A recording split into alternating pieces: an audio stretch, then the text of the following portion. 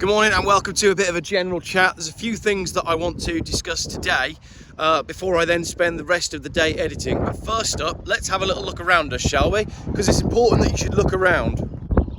It's blowing a hoolie, it's incredibly windy, the sun is desperately trying to come through the clouds. If I zoom out, we've got cloud cover the entire length of the sky. I mean, it just looked weird this morning when it was dark before the sun started to come out. Just the weirdest grey blanket cover. I don't know, there's a lot of moisture in the atmosphere. Do we blame the Tunga Tunga volcano or do we blame something else? But it's May and it's cold, it's still only 11 degrees.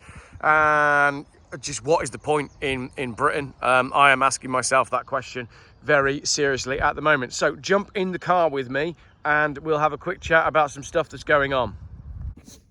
Right, back in the car and out of the wind and the rain. One of my kids today decided to use the centre child seat, which is built into the Volvo, which is hilarious because he's 11.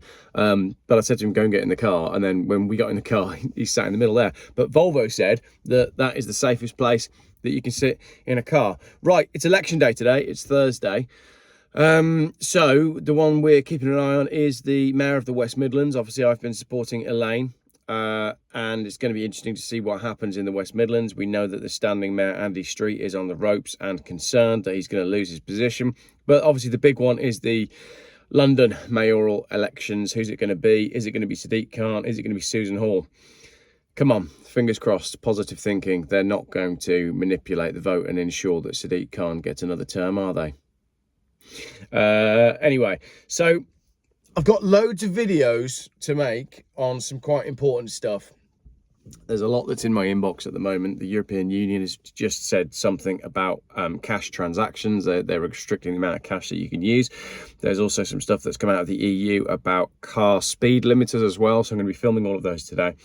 Meant to be going down to Kent to collect a car today, but Kent is on the bottom side of London and it is honestly my least favourite place to go and collect cars. I might just see if I can get it transported up here because that would save me all day tomorrow. So I was going to go do that tomorrow on the train.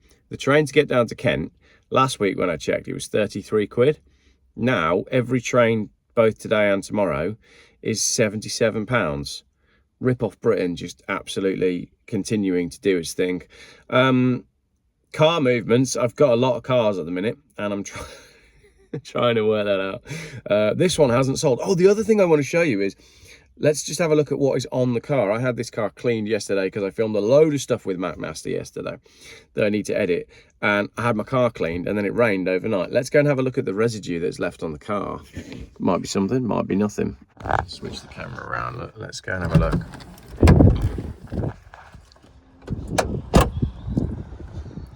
So you got all this kind of like brown, dusty sort of stuff. What would they call it? They'd probably call it Sahara dust, wouldn't they? But it is all over the car. Yeah. So, make of that what you will. It's that all down the back there. See where it's run down the window and it's left this dusty brown residue.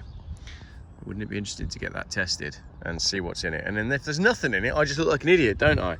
But if it does turn out that it's full of, I don't know, aluminium and barium and other EM stuff that is not good for humans, then, well, then what? Then what? What if it turns out that that is what's in it? What's next? If it turns out that there is something going on. Anyway, that's just a conspiracy theory, and they're all just conspiracy theories until they're proven correct, which generally they do sort of all end up being proven correct. So I'm back from Spain. And there's some real serious questions being asked in our house as to where we live and why we live there. So lots going on in the next few days. I am trying to clear out a storage container and trying to clear the deck of some cars and get myself a car that actually works for me and for the family.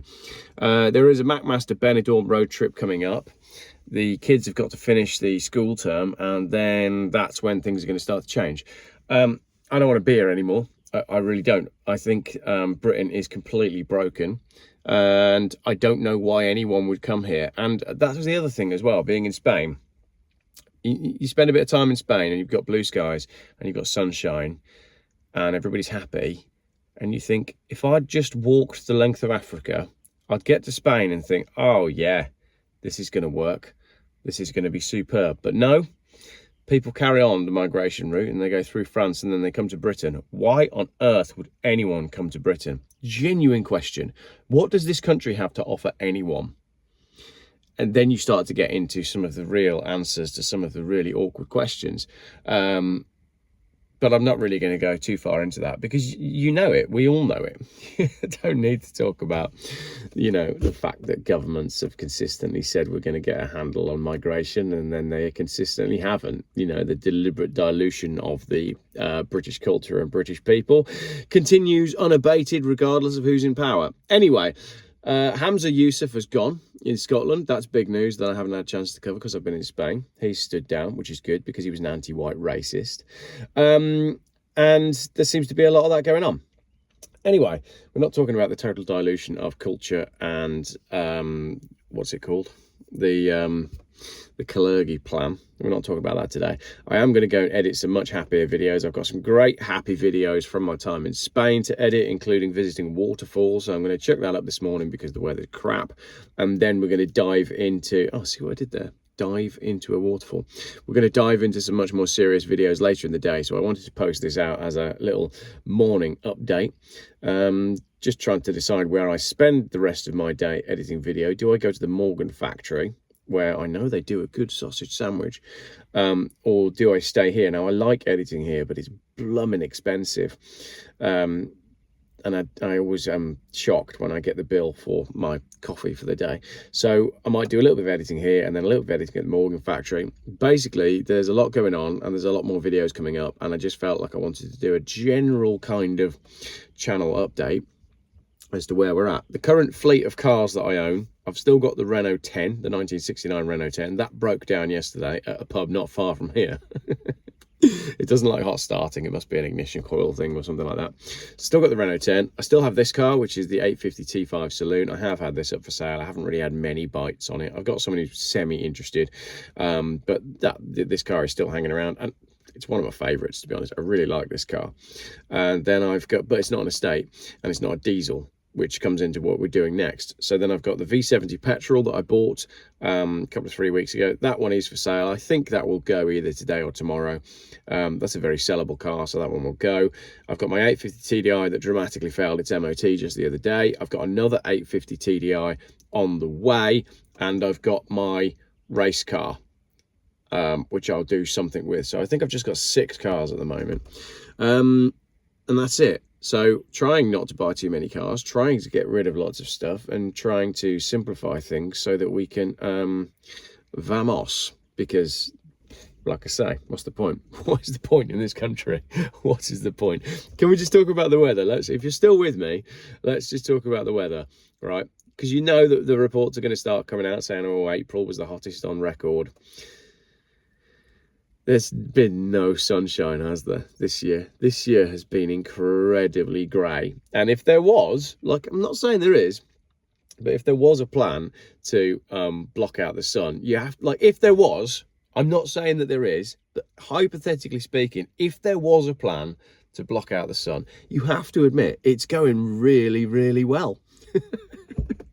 So let's finish on that. Thanks for watching. Lots of content coming up, lots of content.